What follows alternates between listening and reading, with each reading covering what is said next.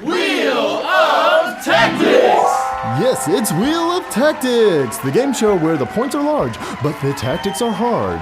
Ladies and gentlemen, here is your host, Phil Gambit. Thanks, Chuck, for the intro. Now it's time to spin the Wheel of Tactics and find out which wonderful tactic we'll be trying today. Let's give it a spin.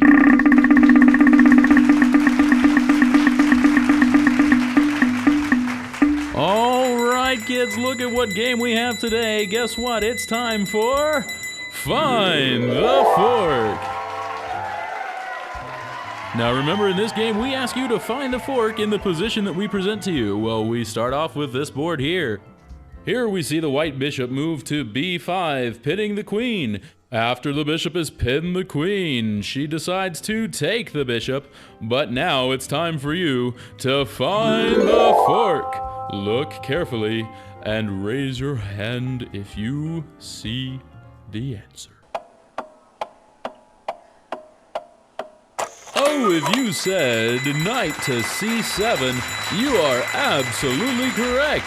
This is a fork not only attacking the king and queen, but the rook as well. When you attack these three pieces, you have pulled off what's known as the royal family fork. When the king moves away, your knight is free to capture the queen. You now have a sizable material advantage and should be able to win this game. All right, let's take a look at our next puzzle. Here we see the position with white to move. White decides to take the bishop in the middle of the board. Black needs to capture back because otherwise he'll have just lost a piece. When he does, however, it's now time for you to find the fork. Look carefully for the fork.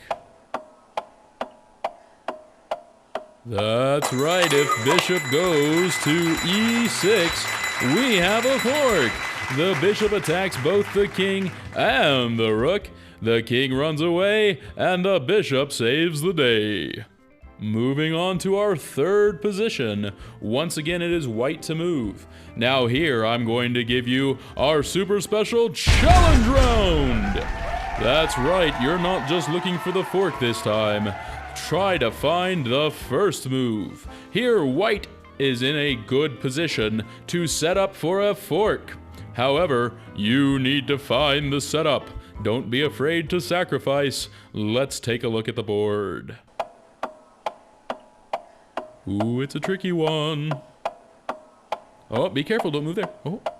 Oh, maybe you found it with the correct first move of queen to g8. Now, queen to g8 doesn't look so great right away because it's check, but the king takes your queen. However, when he does, now it's time to find the fork.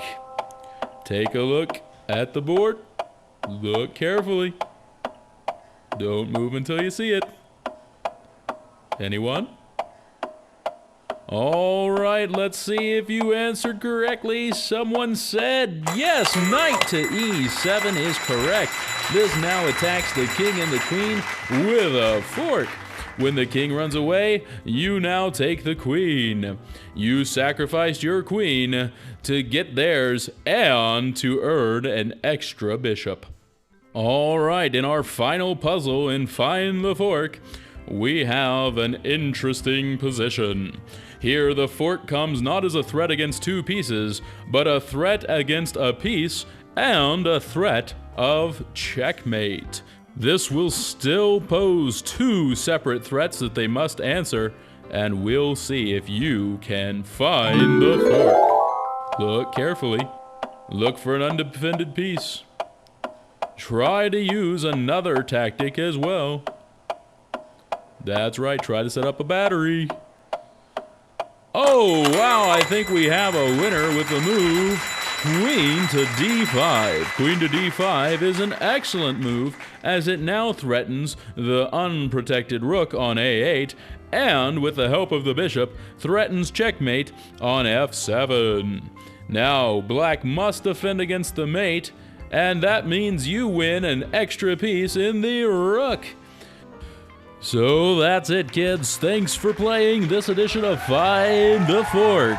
All right, thanks, Phil. And I want you guys to tune in next time to Wheel of